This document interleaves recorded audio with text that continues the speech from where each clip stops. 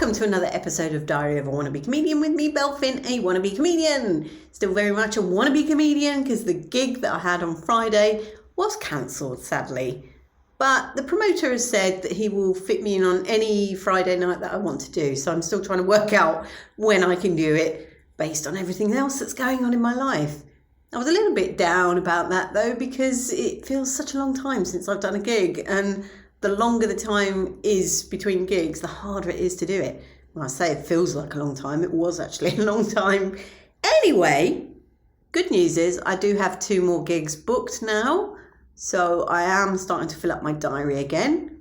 And I figured that, if I wait until things are right in my home, then I'm never going to do any gigs again, because I have no furniture now.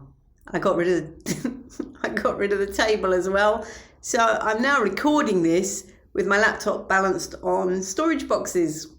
And I'm surrounded by half-stripped walls.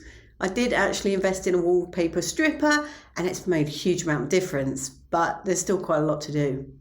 But anyway, if I wait for all that to be done, I'll never do a gig again. So that's my comedy update. I've been to see 3 movies. I've been to see Beetlejuice. I've been to see Sing, and I've been to see Firebrand.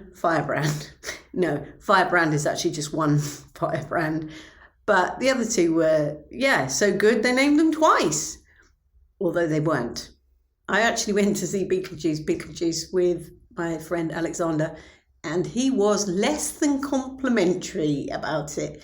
To be fair, he had not seen the first one, so that may have made a difference. I thought it was okay. The story was a bit weak, but what I did like was that they kept it quite true to the original, in that they didn't rely heavily on CGI. They had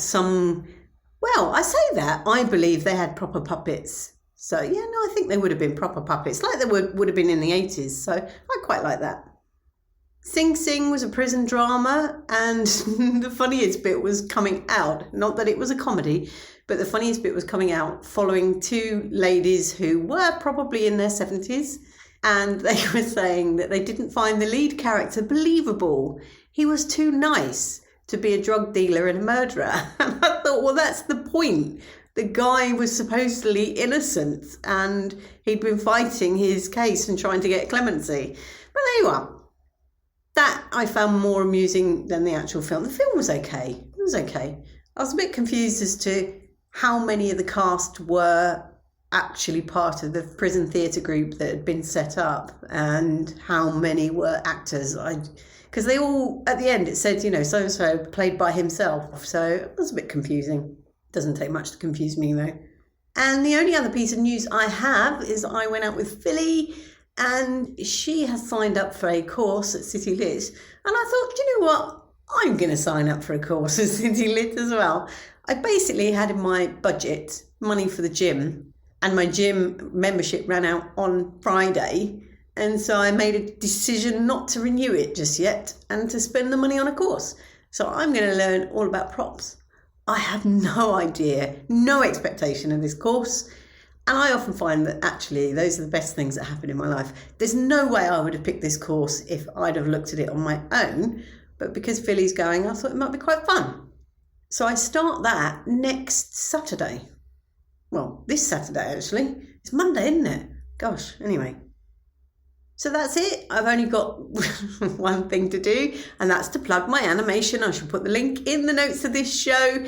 You will be pleased to know Thursday will be the last time I talk about it, because tomorrow is the City Lit Film and Animation Festival, where it is being shown. But I'll talk about that next time. Much love and gratitude.